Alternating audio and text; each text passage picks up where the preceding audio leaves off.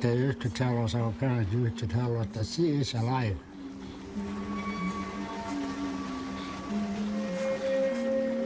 Sea is alive, it's more powerful than you are.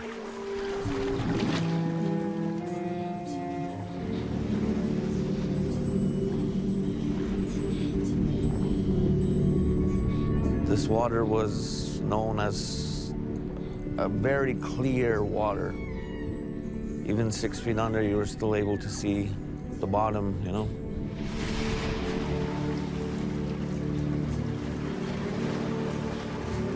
It was used as a highway for the inlanders. This is where they gathered food, they gathered fish, they gathered their water.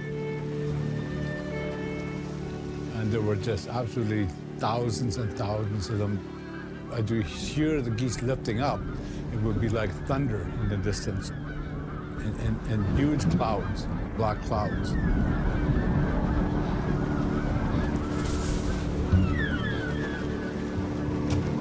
Polar bears are respected by Inuit. They're dangerous, they're majestic, and a fellow hunter. The polar bear is just our indicator, our top indicator for the need to protect an area.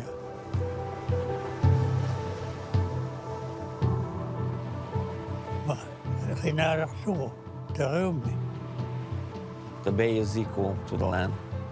And I can see the bay every time I open my curtains. My dad taking me out to the bay. Going back and forth to the bay. There's a lot of respect for the bay. Taking care of our waters in the bay. And that terrestrial protection out into the bay. Further out in the bay. The bay. Out on the bay. The bay? The bay, the shores of the Out bay. into the bay, from the bay. The bay. The bay? The bay.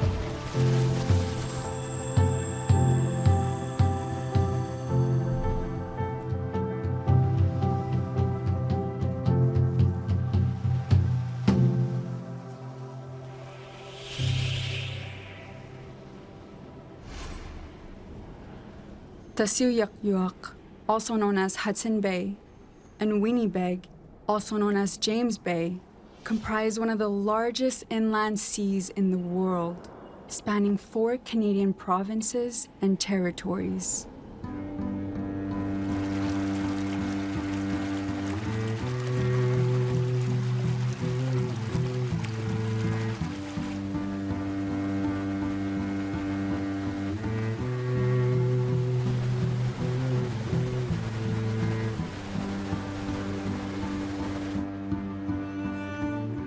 Nearly half of Canada's rivers drain into the bays.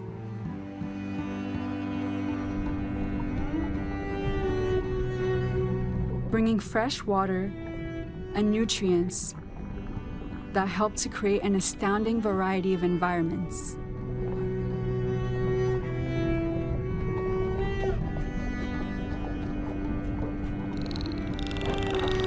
With everything from beluga whales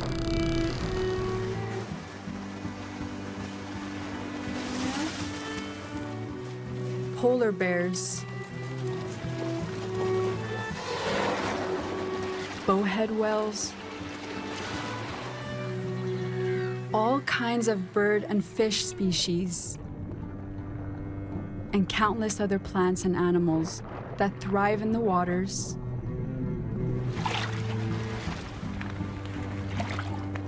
on the ice,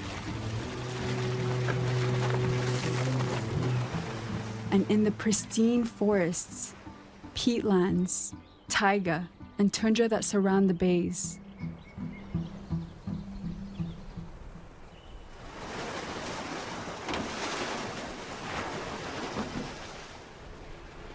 Pirok sasunga daitsumani qamagisuwa imaqpimi daimanga umiaqtu hattasimagatta hajariaqtu hattasimatsutalu nunami umayogniapatsuta ikhalunniapatsutalu taqayogmi.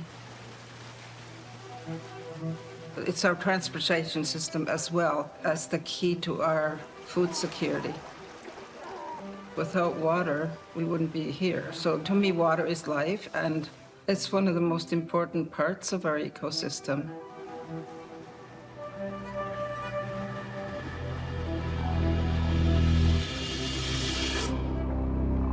The bays freeze over between mid-December and mid-June, providing critical access to hunting grounds for the indigenous people who have been utilizing these waters for thousands of years. But the period of time that the bays remain frozen has been shrinking as the planet warms, threatening the lifestyles of the people who have thrived here for generations.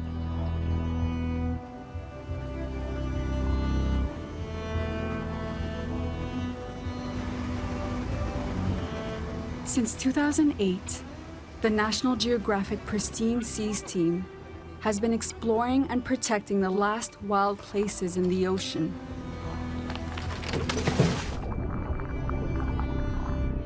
Working with communities to help create 28 marine reserves across over 6.6 million square kilometers of ocean. In the summer of 2022, they launched an expedition across the bays to gather scientific data and images above and below the water in these unique and culturally important marine ecosystems. The expedition is in partnership with Indigenous conservation leaders and guided by local experts from Inukjuak, the Mushkegowuk territory, Iyuichi, and Hikikte, to support the creation of Indigenous-led protected areas, to safeguard these critical ecosystems for future generations. When I heard that National Geographic was coming to do science, I was absolutely thrilled because I felt that it would share the beauty of the territory that people could see visually, maybe be inspired to come and visit it. But also the scientific component was really important to us. We are undertaking a lot of conservation projects, terrestrial and aquatic. I felt that this research could really support the direction that we were moving.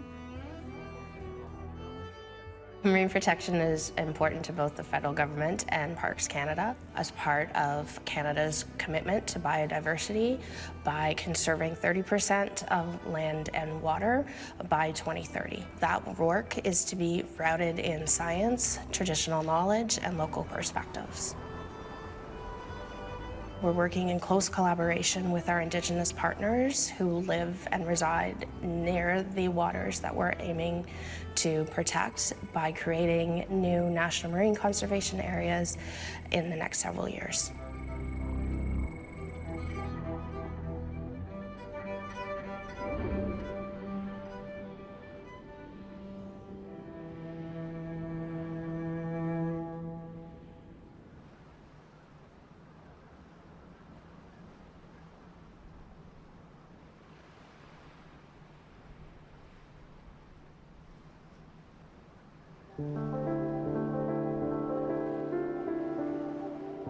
Tekwale, kauri marakko mga hangotimak ko, tamakko nga nakuro ni, humaito niya ako natinig, tamangot ako lalak tanago. Takot tawag ko ruwalo ay karako rin. Shuru mga nagatik diyan takot shuru hotlaro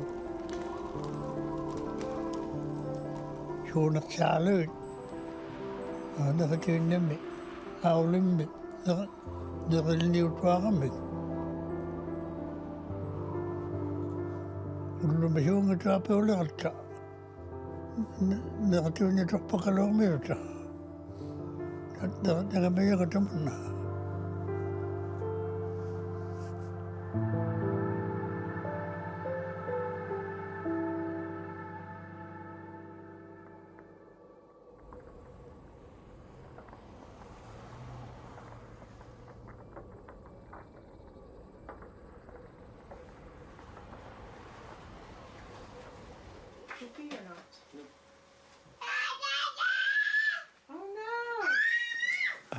This is my mother, who adopted me. She used to work for the Hudson Bay Company.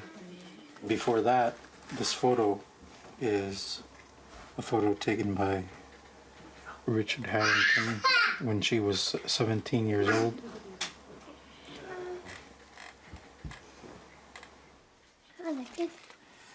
My name is Yani Khasallo.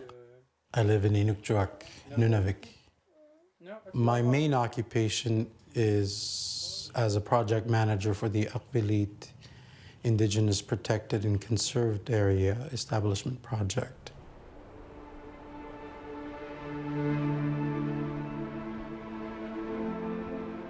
Akvilit is basically an archipelago, a chain of islands. It's northwest of Inukjuak, closer to the east coast of Hudson Bay, but it's out in the bay.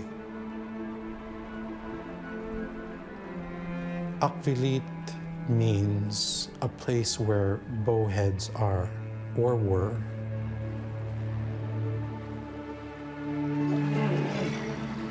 And there are various animals such as walruses, all kinds of seals, and birds that flourish there. And they are basically a haven for polar bears.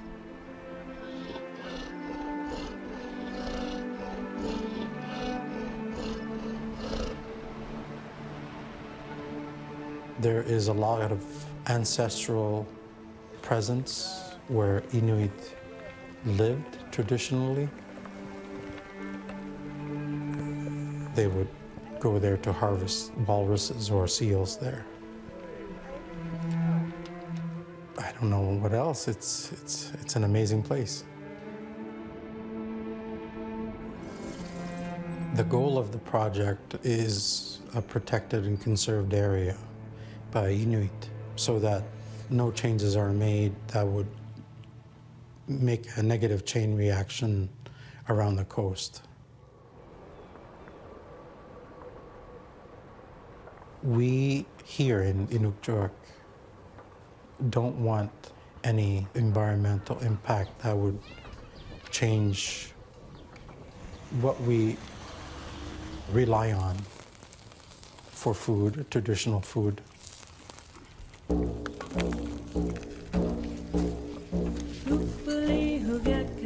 Inula khesem tutlo. Tebe tu hotte semani kumata. Malone omoro benagalo nganu tu nagale.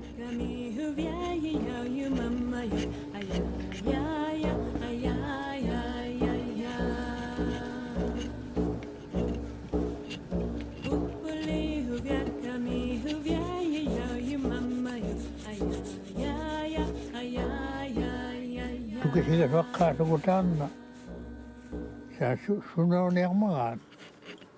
Tema tukisiga ko. Tema karoristu. Nanguti natchinrame, natchikame. Natchikamene pilarangame. Tigumiaknoa. Newton Langa, Kake at the Langarun,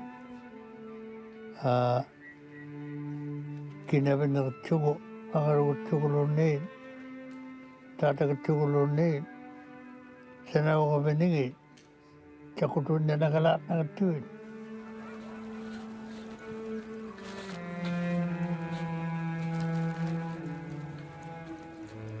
Locasium. In Omeotunga. Okay, Halaxunga, Tagataga, eating. Shumagul to Nanakto, Avanela Romena, Mahala Romena. Kihiane, Ilella Hapangani, Atona Naktua, Unna Takneva. The Malinu Pills are milking out alone.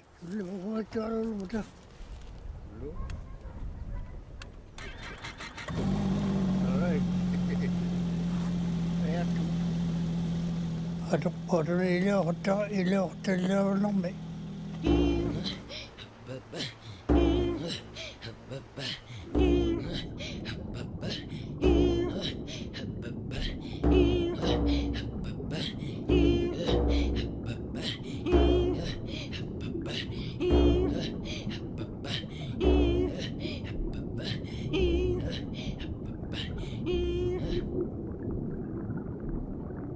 Inyo gutya ko si magamit. Inyo no pinna ko te botamante mang inyo tuta. Inyo nangan. Khiun nang chuto mato ku milong on na khachunyai.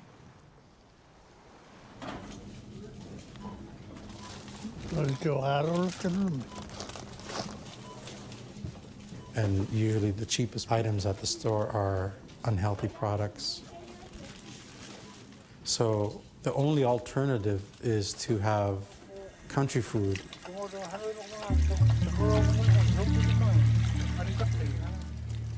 Ako tiyan nakturo ni.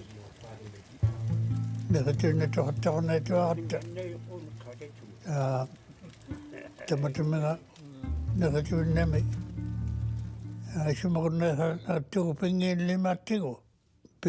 Ulutama pigat tigo nakakatok man.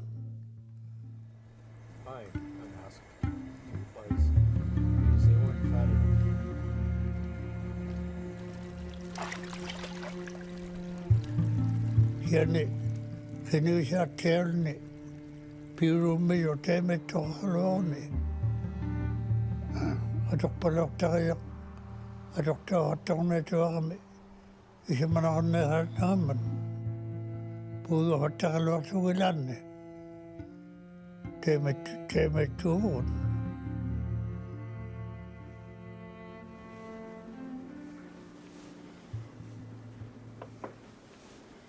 Khinarak suko.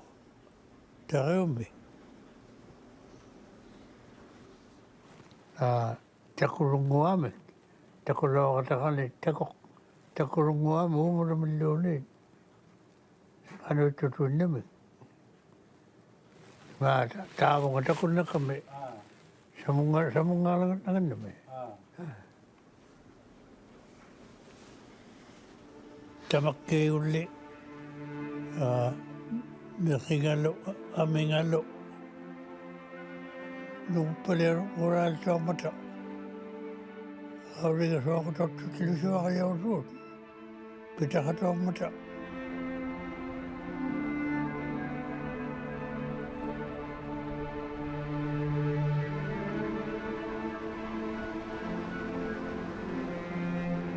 They're natural barriers. Natural borders, basically, for the polar bear.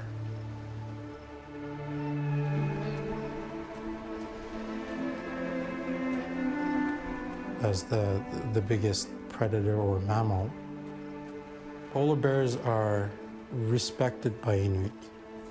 They're dangerous. They're majestic. They're at the top of their ecosystem right beside us. So they're equal out in the land.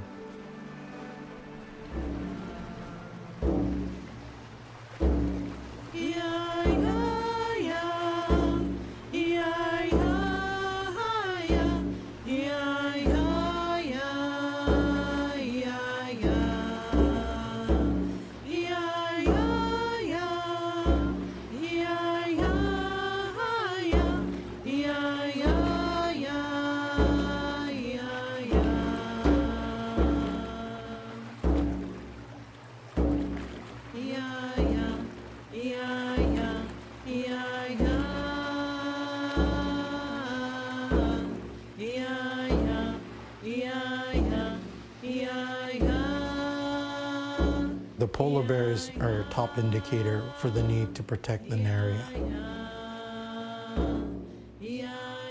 which is Apilit.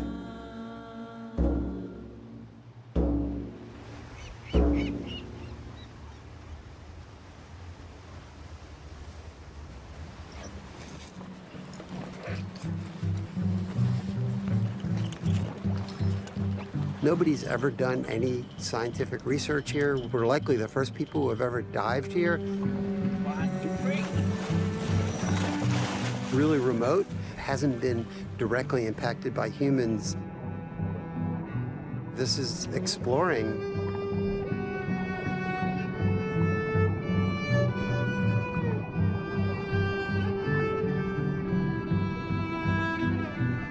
Every square inch of real estate was covered with something. The diversity was really amazing.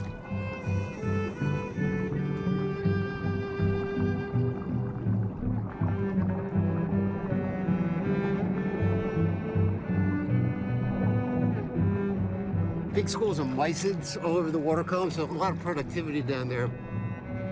The system seems to be interconnected and intact, and this is an amazing place.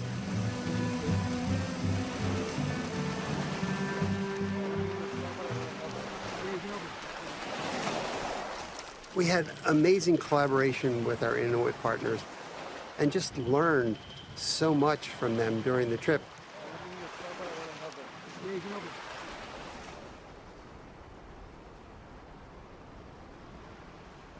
For the polar bears, which very important at what time of the day they move around more often. So to understand the daily behavior is important for the safety of the person.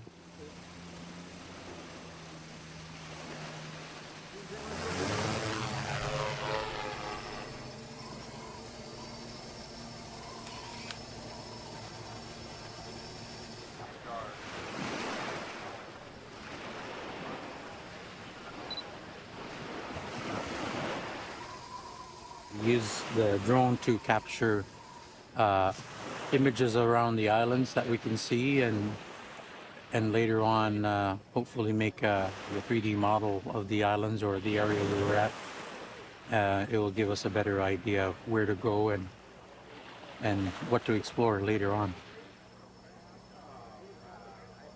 And we try to see if there's any danger nearby where there could be polar bears, and right now we're using it for that purpose.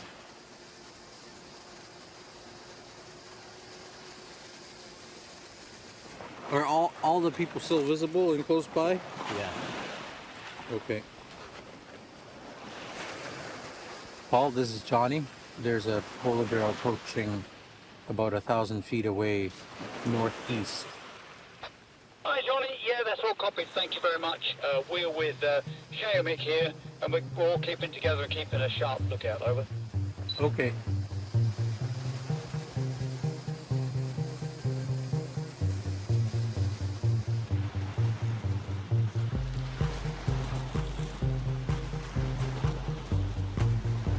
We're about to go check our polar bear hair trap, which is a plywood box with just 2 metal brushes, and there's a trail camera attached to it.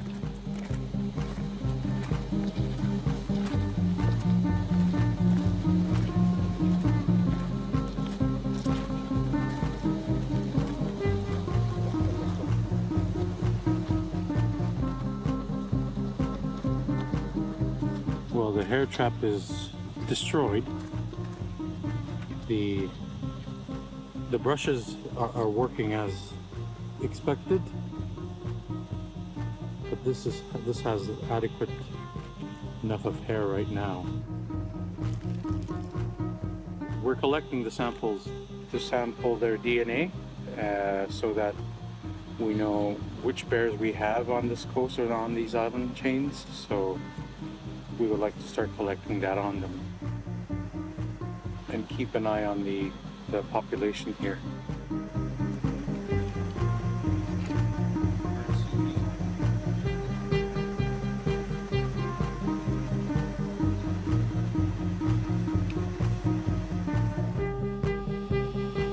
Very cool.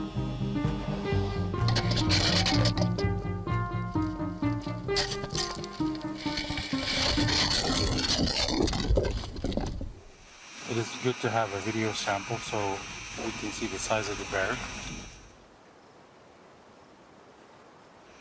It's good to have digital proof of the bear's presence.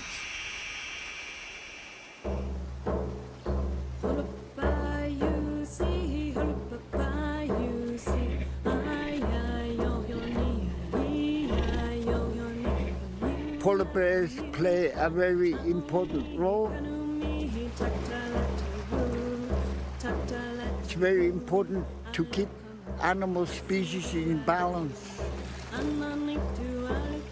That's our objective in protecting these islands. We as Inuit who have lived on those islands, should be the ones protecting the islands. The underwater was an unknown for us, and we wanted to know more. When I see the images presented to us, it gave me goosebumps. It gives me the urge to learn how to dive so that I can experience this firsthand. And it also tells me there is a lot of life that we don't see, that we should be concerned about as well.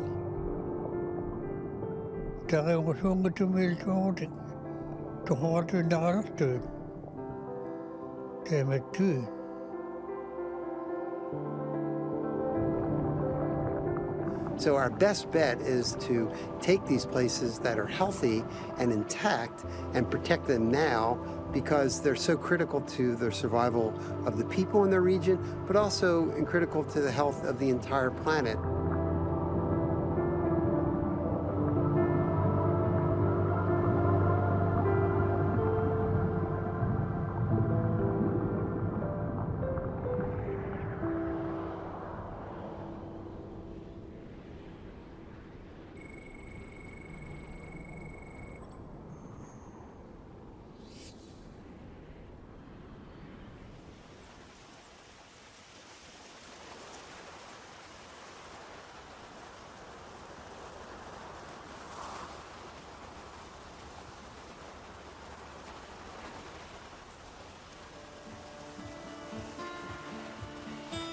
In our traditions, we have the word Atulaheon, which means a sacred story, a legend. The water is salty in James Bay because of an incident that happened in Sacred Time, where the wolverine, after being sprayed by the big skunk, looks for a place to wash himself clean. And he finds a place finally after being blinded. A big body of water where he washes himself clean, and the water becomes, as we know it today, salty. Weenabeck.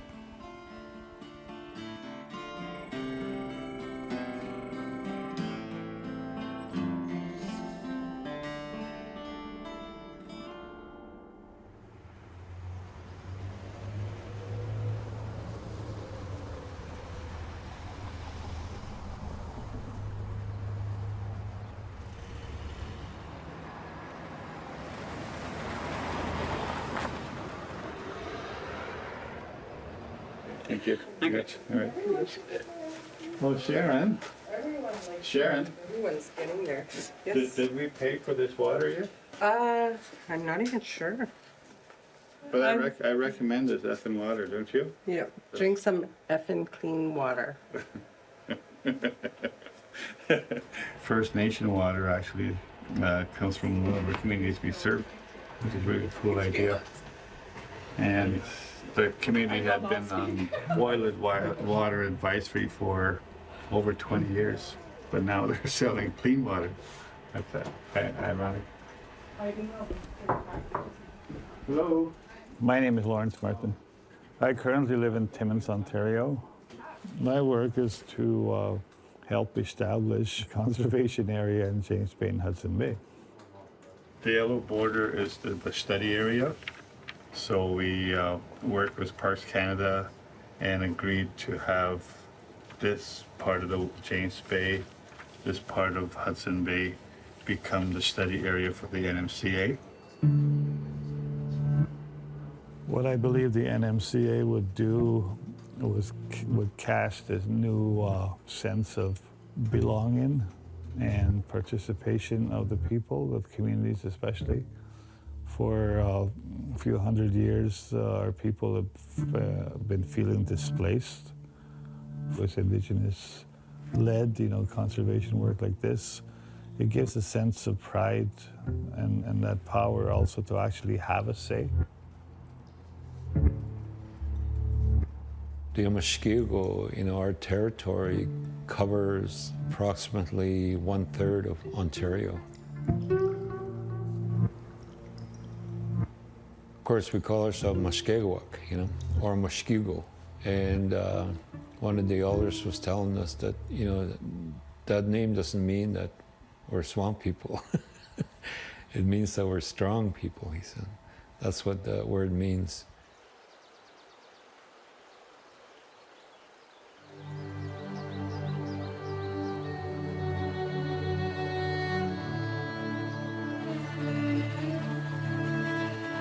The territory that we're talking about in the north is mostly wetlands.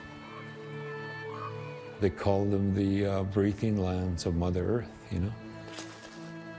There's numbers like 35 gigatons of carbon that's stored within the region, 10 times more than what you find in those rainforests, It's carbon sink. On the land, there's a lot of moose, bear,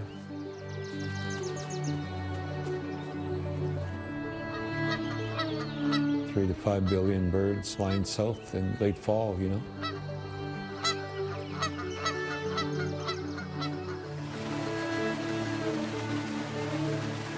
Then in the waters, the whitefish, pickerel, pike, trout.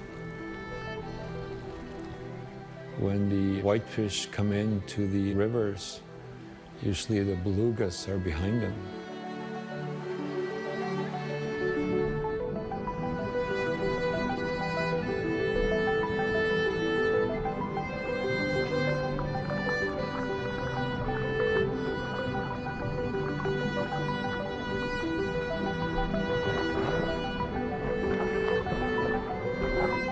When you look at our land, it's very vast and it's diverse. That's what makes Mushkegowuk so unique when it comes to looking after the environment, looking after the land, looking after the water. It holds such a sacred part to us. My late grandmother, she met my grandfather in Waskaganish, Quebec.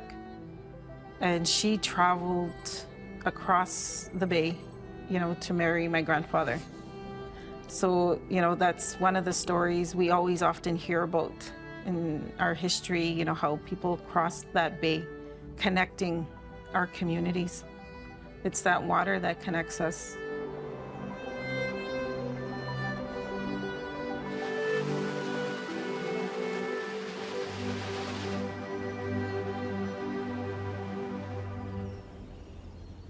I was born in Moose Factory.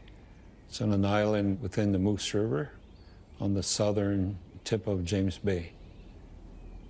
My earliest memories, my dad taking me out to the bay and going hunt during the fall to gather food for the winter.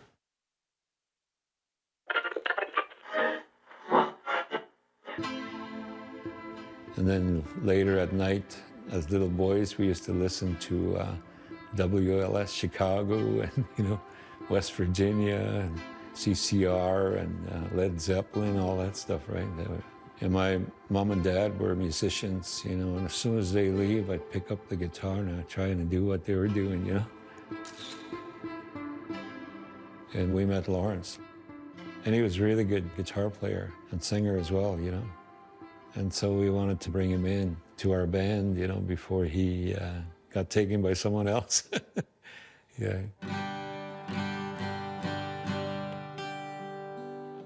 So whenever, we get together and play, it just feels natural, normal.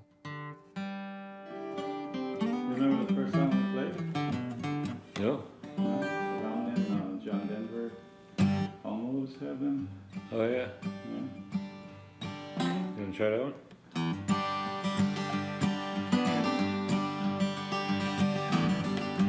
Almost heaven, West Virginia, the rich mountain, Shenandoah River. Life is older than the trees, younger than the mountain, blowing like a breeze. Country road, take me home to your place. I belong in West Virginia, Mountain Mama, take me home.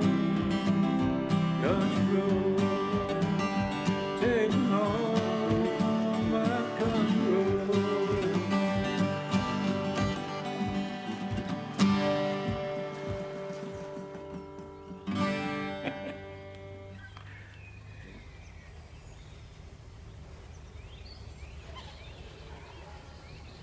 The two most important things that our grandfathers and grandmothers, our great-grandmothers and our great-grandfathers, the most important thing was family. The next most important thing was land. I've been asked to join the team with Mushkegowuk Council with the Marine Conservation Project, which I'd like to think is my swan song. My mother told me at one time when I was a young boy, told me there are all kinds of living things under the bay and under the water that makes the water useful for animals and so forth. If we change the lifestyle of the bay, it will certainly lose all those and destroy all those things that live under the water.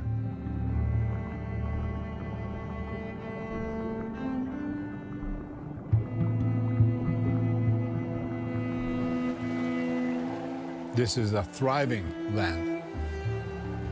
It is pristine, there's no development there. And we know that there will be interest in time, sooner than later, there will be interest. And we need to move now to ensure that we have that designated as a conservation area, so to preserve the waters.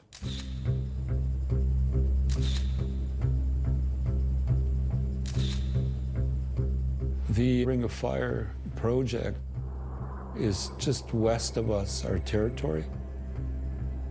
From last I heard, there's 18,000 claims for mining within that region. There's lots of minerals. They want the chromite. And there's gold, or copper, zinc, and all this other minerals that they're after. There's huge watersheds there. Huge amounts of water that come down, you know, to feed the bay, right? That could be impacted, you know. The breathing lands, you know, once you start shutting down the lungs, the body falls apart. And in this case, it really affects all life around James Bay, Hudson Bay. And then you start to see how important this place is to all of us, to the birds, to the humans, because of what happens in this area.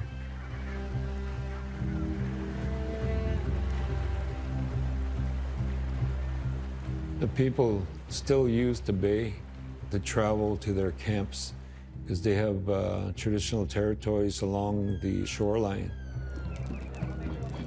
They set nets in the rivers, but also in the bay to gather food.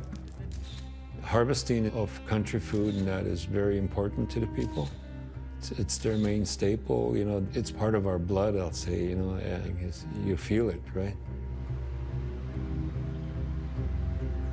As Indigenous people, we're called stewards of the land. We're there to look after it. That's what our job is, and that's why we're so passionate about protecting the water, the land, the wildlife, the fish, the birds.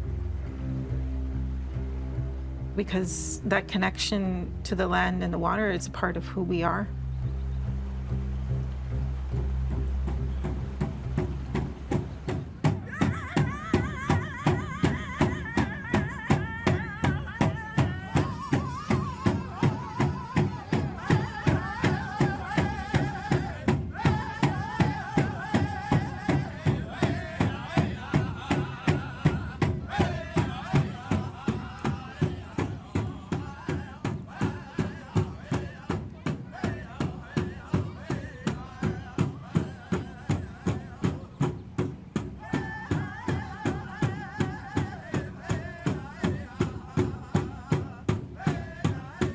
The connection between music and the land.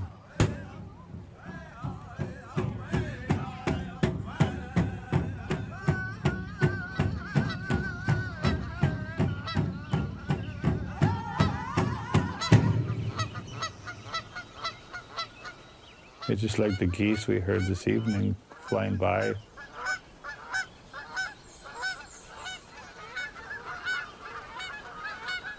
They're singing away, they're making the goose sound, you know, because every species has a sound.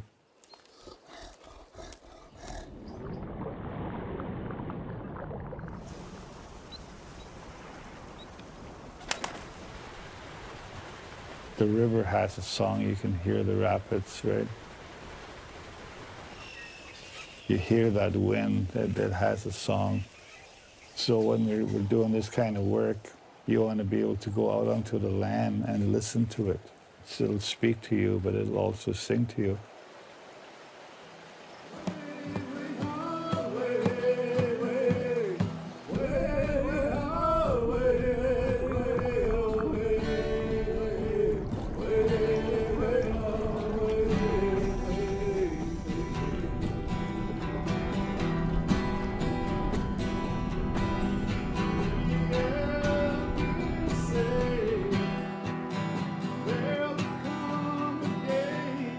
The footage that was shown by National Geographic was exactly what I was hoping for.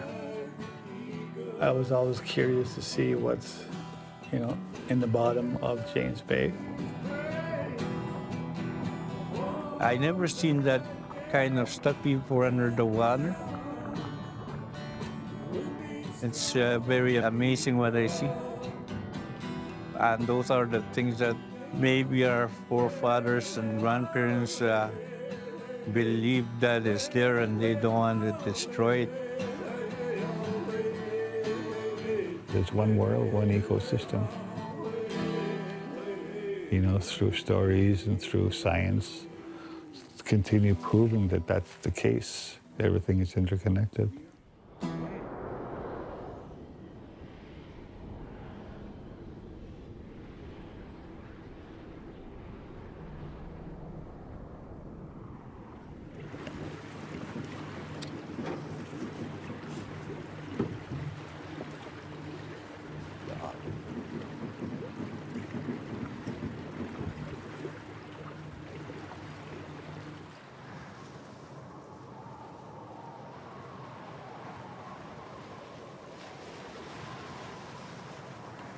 They used to tell us, our parents used to tell us, the sea is alive. Sea is alive, it's more powerful than you are. So therefore just respect it, don't destroy it, don't do anything stupid with it. Those islands have been inhabited for a long, long time. We thought we were the only people in the world. So we survive from Hudson Bay, mainly from the sea, harvesting every day for survival. Yeah, I remember when the Hudson Bay Company post came in for the trading post, then that's when we started to hear people from outside. People start talking about governments. People start talking about researchers. And all the things that we were learning from our parents were kind of taken away. So it has made a lot of difference because we had to learn to change for a long time. And sometimes it's very difficult to adapt to change, but the Inuit are really adaptable, so we can do that too.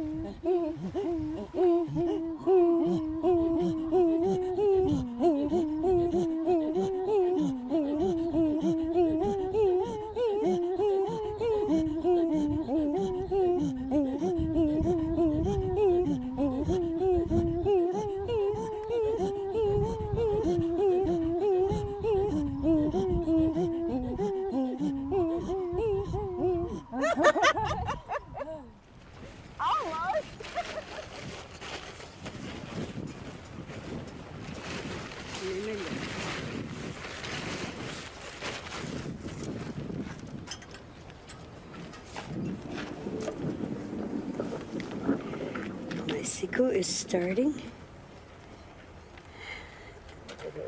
to track my trip and wait for it to start. And it's going to tell me it's starting. And it starts. So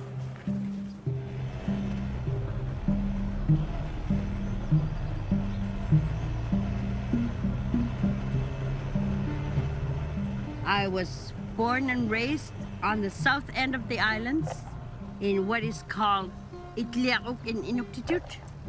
I've lived in other places and I grew to enjoy the places I lived before. But like everybody says, there's no place like home.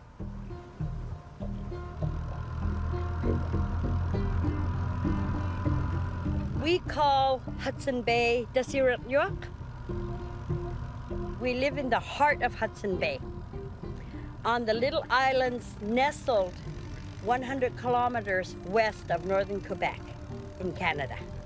That's where we are.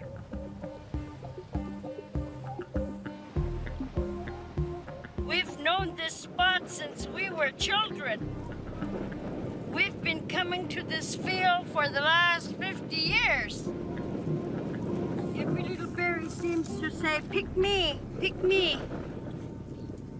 I am picking blackberries, what Southerners call crowberries, but we call them blackberries.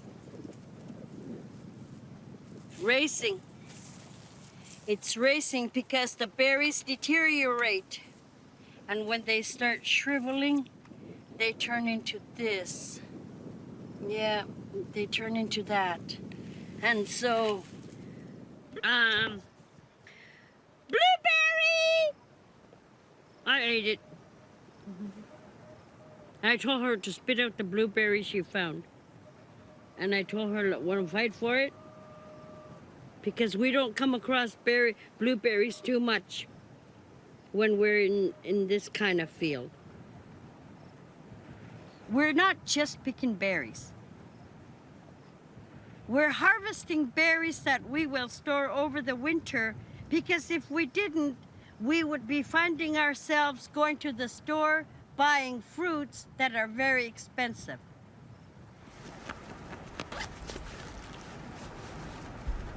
I take out my siku, my camera, take a picture of my berries.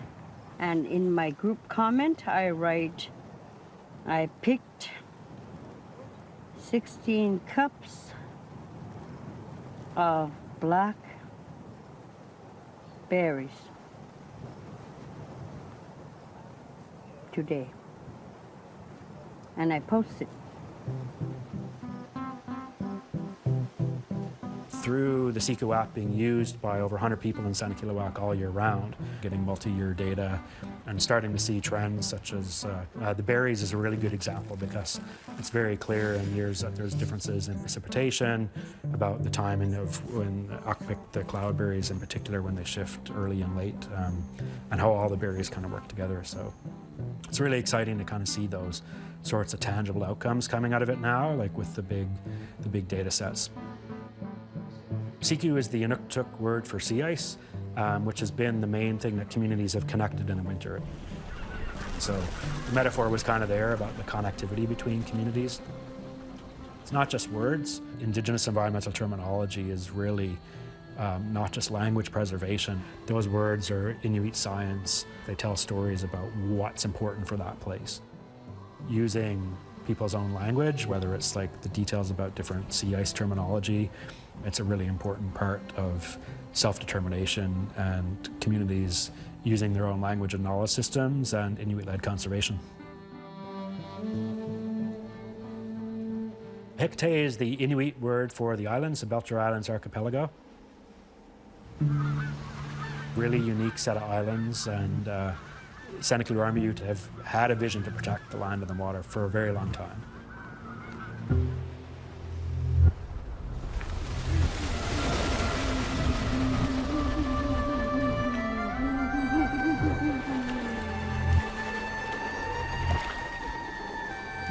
The sea ice habitats that are here are really unique.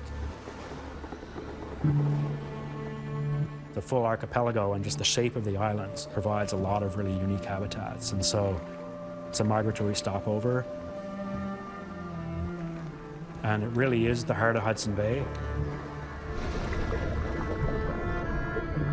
It really does connect the whole ecosystem.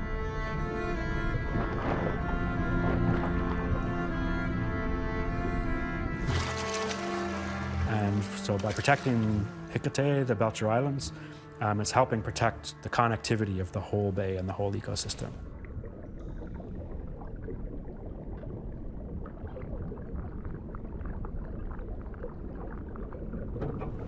Right down there, all the mussels and all the sea urchins. You can see them.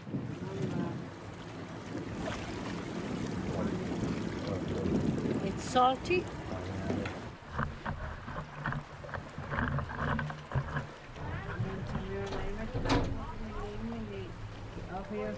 Today, we are being blessed by all this mussels that's been dug up from the ocean bed in the narrow passage. That's food. It's part of our way of life. It takes time and patience to sort through all of this so that we're just not throwing away all these live mussels. We put them back so that the younger generation in the future will always have this narrow passage to come for mussels. There's a saying, you take it and you hold it and you tell it, I'm gonna put you back in the water, and one day if I need your help, you're gonna help me. And I put it back.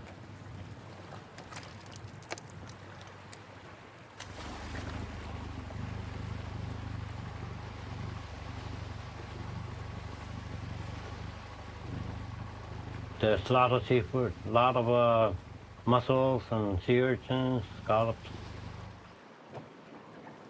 There's everything here, everything we need.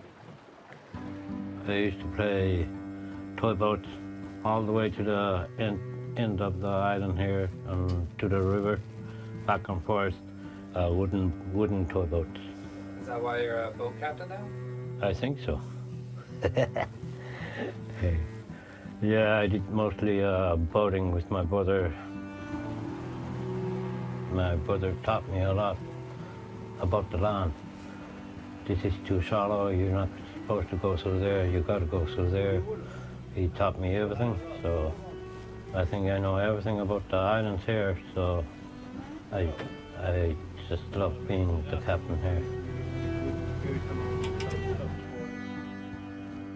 It's the best island in the world.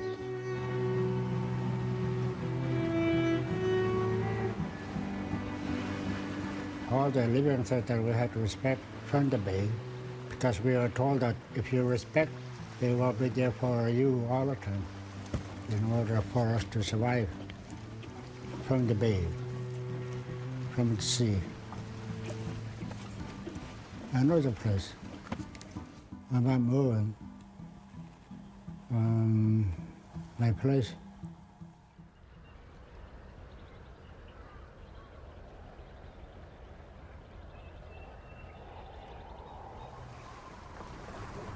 The ice used to freeze off very nice and very thick, but these days it's a lot different.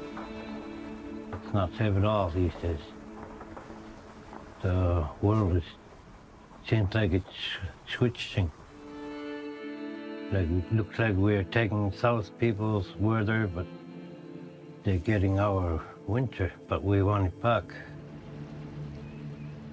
We want our cold.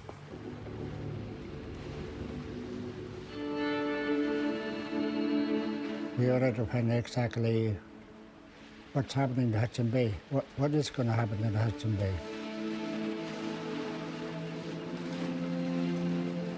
Is there anyone who care about the Hudson Bay, or just us? Back in 1990s, government industry, they don't listen to you verbally. The Inuit knowledge, especially on environment and wildlife, we had to document all that in order for government and industry to understand where we're coming from. And it was very difficult to get the message across to them because they don't believe it, because they never live in it.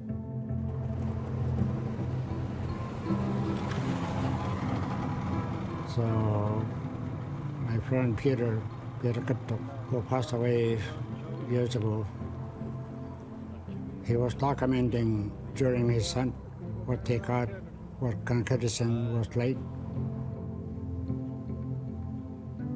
So that's when we started thinking about the app.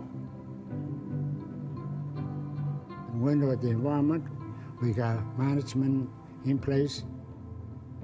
So we started to document all these using Siku app, where we document more information like harvesting, travel routes, stomach contents of the wildlife, the weather, sea ice. It's nice to see all the work come together, right? Like even if it's just showing how hard people have been working too. Well, to say, okay, this is what I'm talking about. This is what I've been talking about for years. Totally. It's really exciting seeing how folks like Lucasy can sit across the table from government and industry and have data that can't be ignored.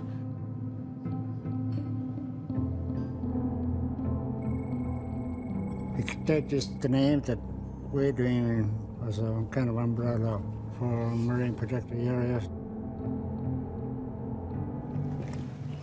Country food is prime food still, in a way, for a lot of people.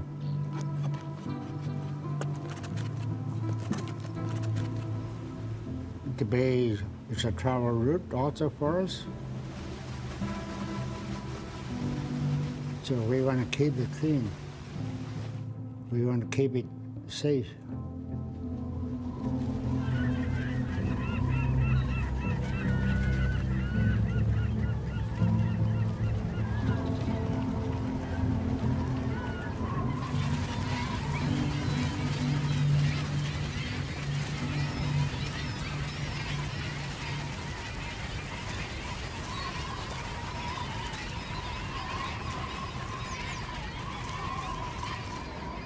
I think one of the really exciting things is thinking about working with our neighbors. We're so connected by the water and by the migratory animals to our neighbors. And that's Nunavik and EU Marine Region and Mushkegowuk and Kivalliq Region. We all share the bay and need to work together. You know, you're only as strong as your neighbors are and the links in the chain.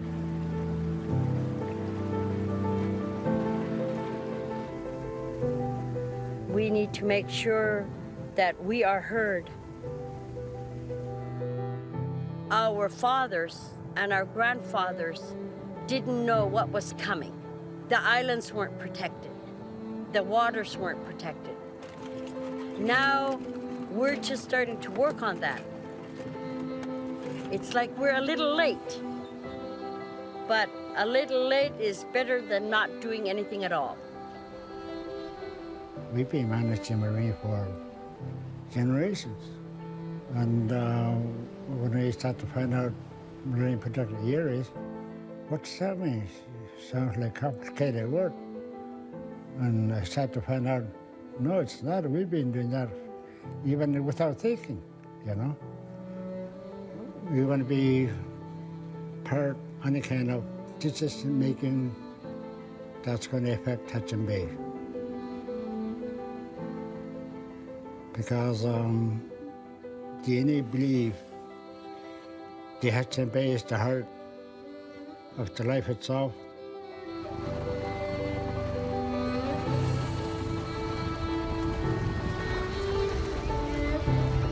All the animals that come to our islands, that stay on our islands and use our waters are well taken care of for the younger generation coming.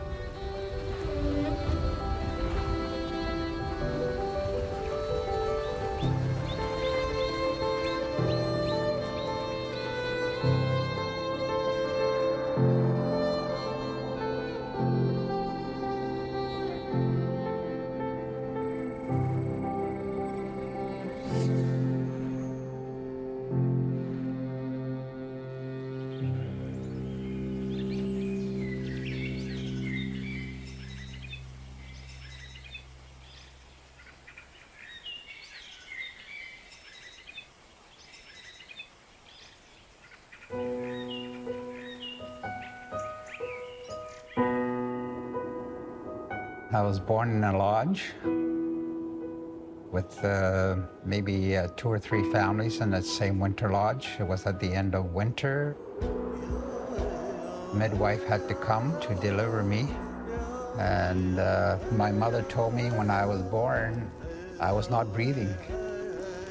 And they did things to make, you know, a child breathe, but I was not responding.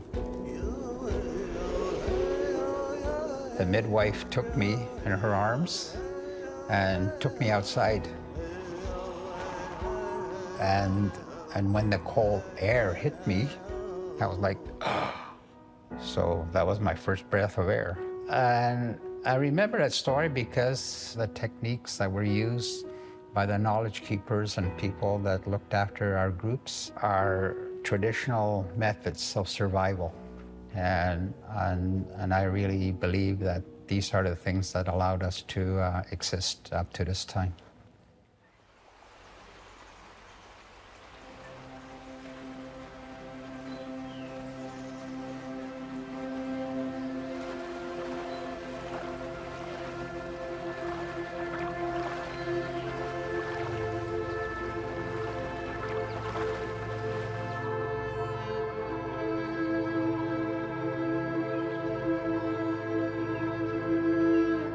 USG is the traditional territory of the Cree Nation. We have been here for millennia.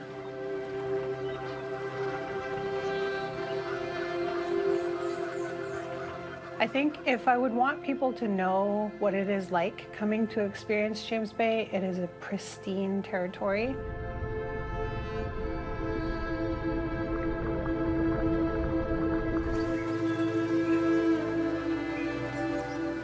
For us, being out on the land is our paradise.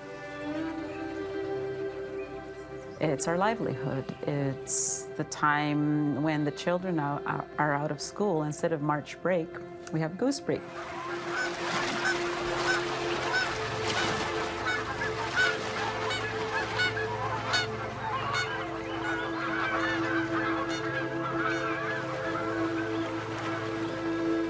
I really believe that it's important to protect the lands and waters of USG because for us it's really the territory where we practice Cree way of life, Iwitun.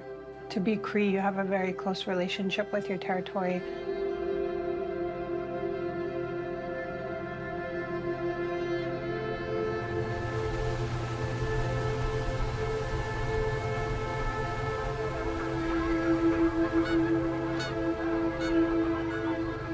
So when we talk about Ischchi, you're not talking about just a particular piece of land, but you're also talking about how the whole land will be there for you and the way we need to interact with it.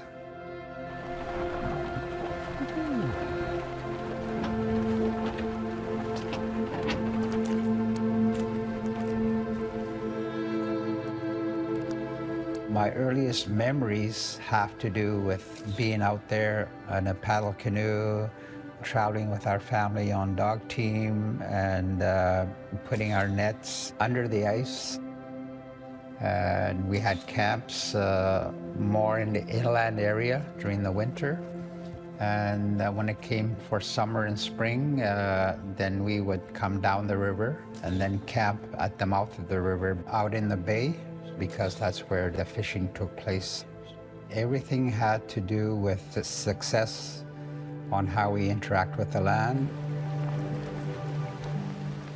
We're just looking around at the islands, and then we noticed that there's some eider ducks sitting on the rock here.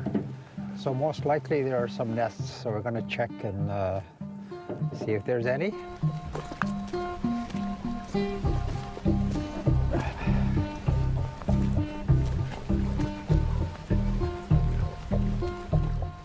Looks like there were eggs here before. Knowing that the Cree people had to rely on the same area, the same lake, the same river for generations, because it provides the harvest and it provides the continuity and survival of the people. People said, okay, if it's going to be that, we don't want to disturb it. Okay, we have a good bunch of eggs now, and that should be good for a fine meal. So we'll leave it at that for now, and then there may be other eggs, but we'll just leave them.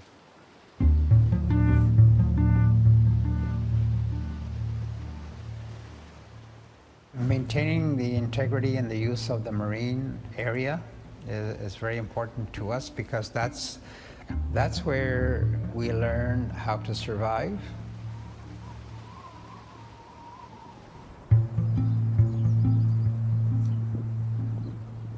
Before people actually had tents, they used to live in teepees. Now we consider teepees to be our cooking place, but in the older days, they were also a home.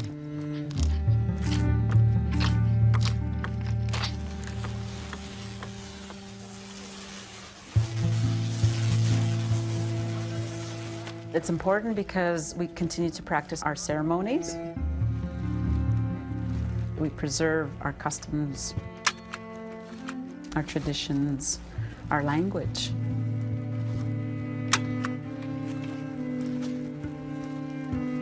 It was a place of warmth for cooking food, a place to raise children.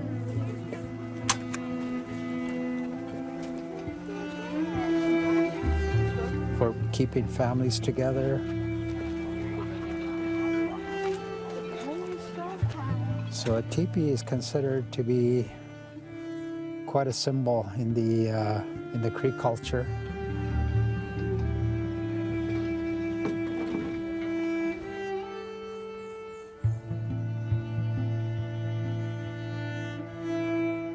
We need to pass that on to the future generations.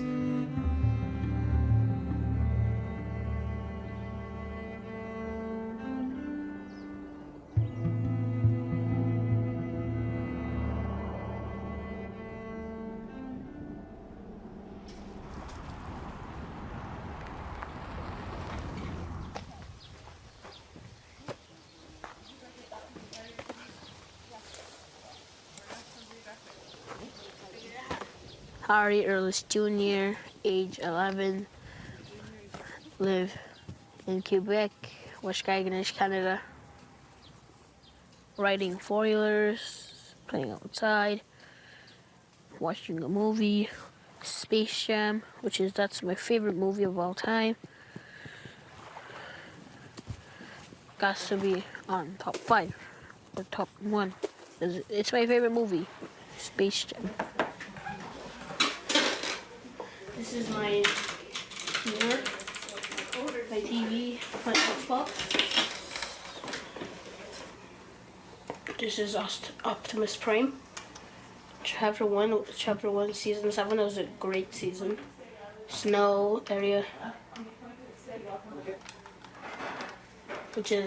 I love that game. I played this game. What is in your hand? A goose head. I was 6 when I killed it. First time.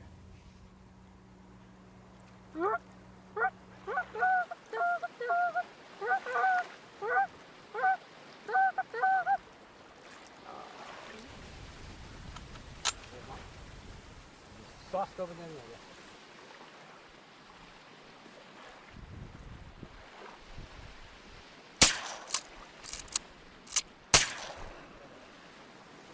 When I first killed my goose, I was happy, my dad too. Hunting doesn't distract you, playing video games. Would you rather play video games or would you rather hunt? Hard choice.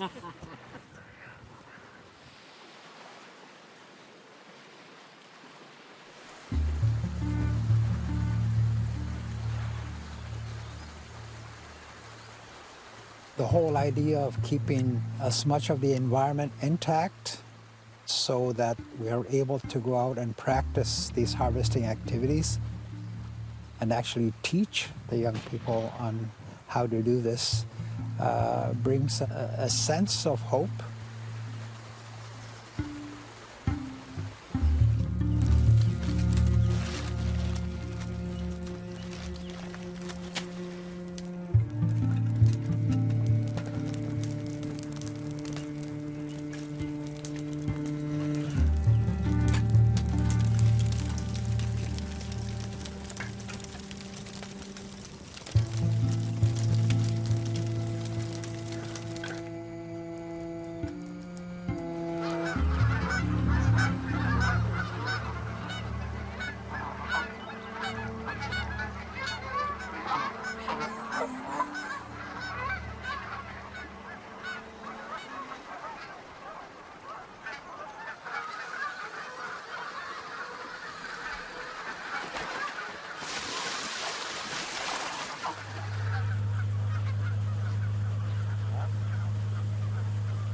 My name is Edward Berskin.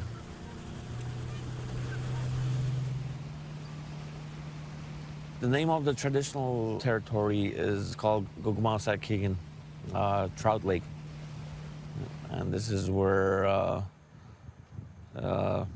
my family grew up. So that's why it means a lot to me to be out there. Just knowing that this is where my ancestors were born. My soul belongs there. The name of our people in Cree is Tsesibi Yud, and it means the people of the Great River, Tsesibi. It was used as a highway for the inlanders. My family are inlanders. They would only come here in the summertime, James Bay, but most of the rest of the year they were out there, out on the land, and Tsesibi was their highway, the Great River.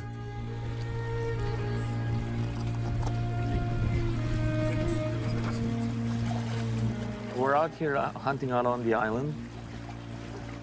I'm here with my brother Barry and my cousin Adam. It's what I love doing.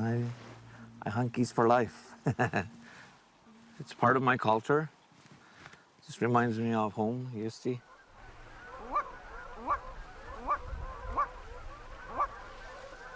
Stories that I've heard are it was bountiful in geese.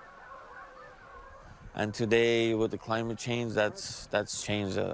There's eelgrass has disappeared, which was the main source of food for the geese.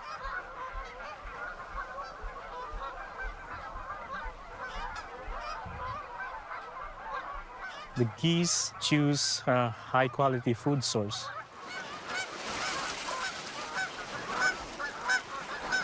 They require lots of energy for their flight to their nesting areas and to their overwintering areas. And what we found is that eelgrass provides a good nourishment for the birds. And that translates to a very healthy and high-quality meat, which is sought after by the locals. Eelgrass is also known as marine sugarcane.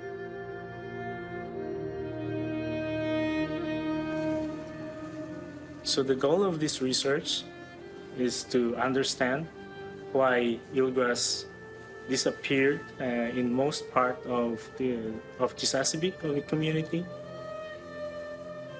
why they are not recovering, and why geese are not eating them anymore.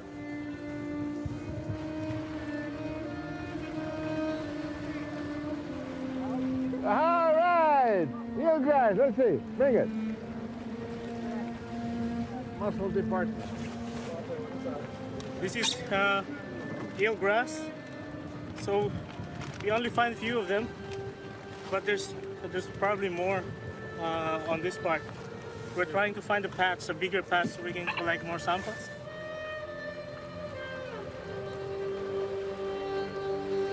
I started the research center with the intent of bringing on the table what is ecological knowledge, Cree knowledge.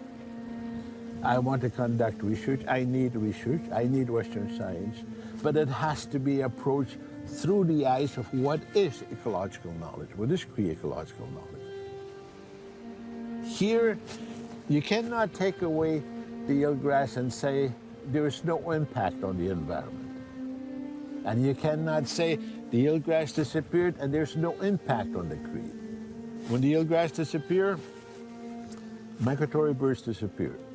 When the migratory birds disappeared, the Crees disappeared from these campsites. The research that we are doing through the research center, we've only just begun. It's only the beginning.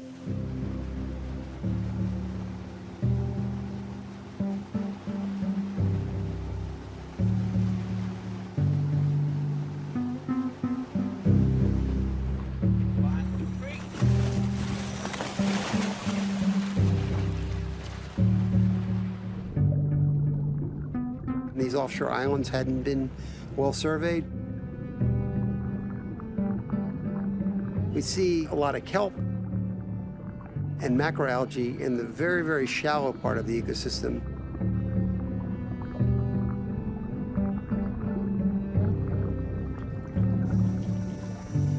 We did not find any eelgrass there, but we definitely found healthy communities otherwise.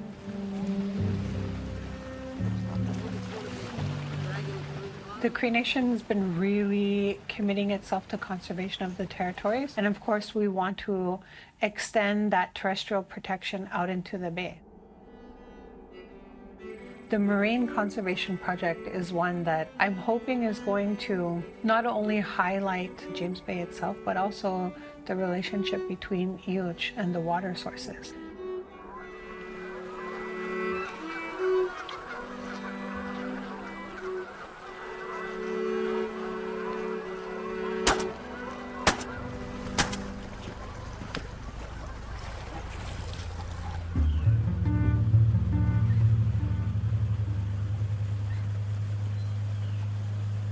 We've managed to get a few geese.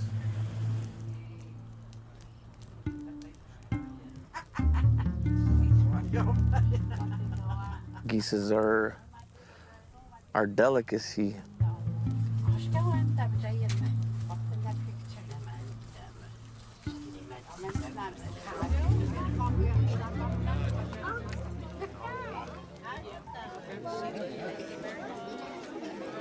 We usually feast on geese for the Wakinak.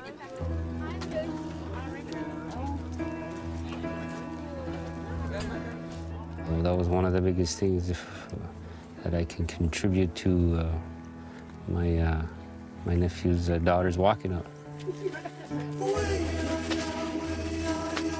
We continue to practice our customs and our traditions as the walking out ceremony, which is the first ceremony for children, boys or girls. It's the first time they ever touch the ground in their life. It's done in a teepee around springtime to signify the first time they touch Mother Earth. Our children never touch the ground until that day, that morning.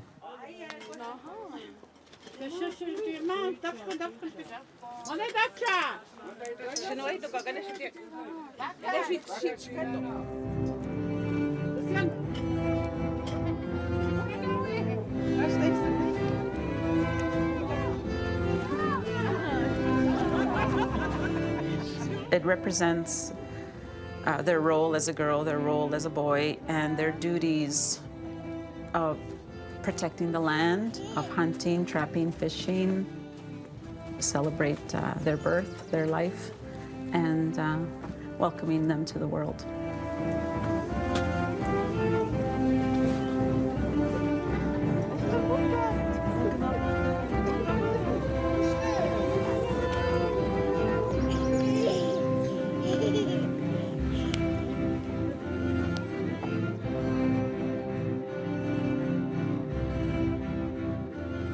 Would you rather play video games or would you rather hunt?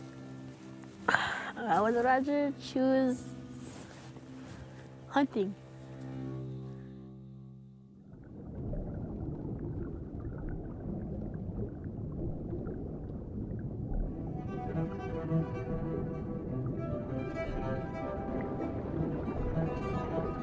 If we don't speak about the changes that are happening in the territory, especially out on the bay, who will speak for Mother Nature?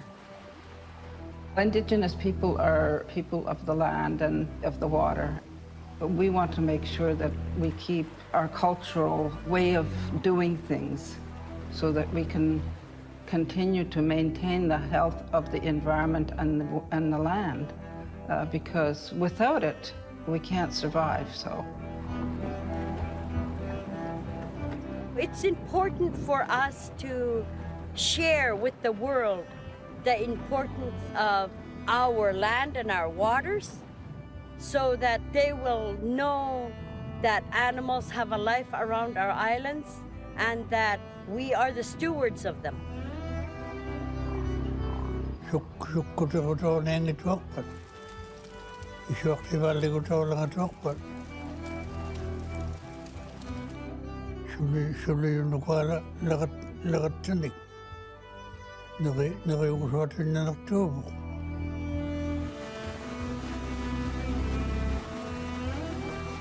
really want people to understand that Indigenous peoples have a relationship with their environment. And that relationship is essential for them to continue being Indigenous. You cannot have Iyu without Iwische. We are going to leave a legacy, regardless. We are going to leave a legacy. And we need to leave a legacy that the young people can learn from, a legacy that they can carry on to their next generation. So conserving the land is everything. It is everything.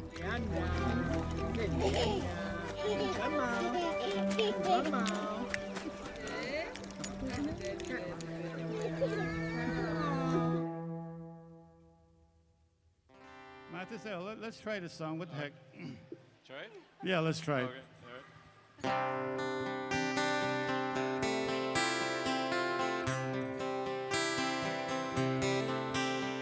I'm sitting on a bench in the Indian car, a second-class fare on the old ONR.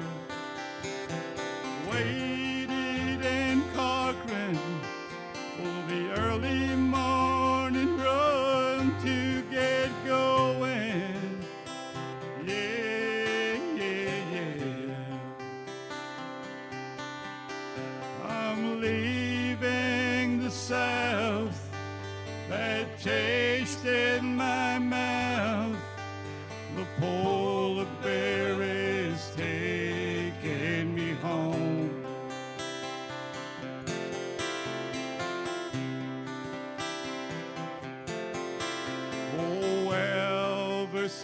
slowly and never too tender. The train winds about like a snake on the bender, through muskeg and poplar, miles and miles of deep falling snow. Yeah, yeah, yeah. Well, it's back to my land, where I'll be my own man. The polar bear is taking me home.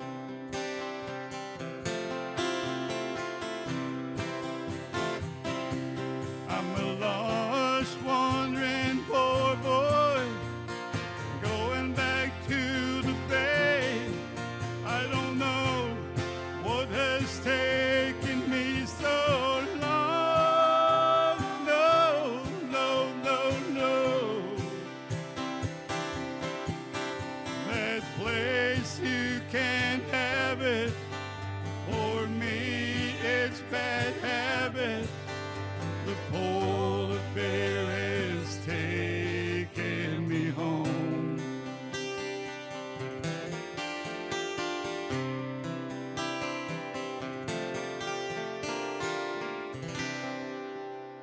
Ikaw na ititago ka naman na gamon. Thank you, Migos.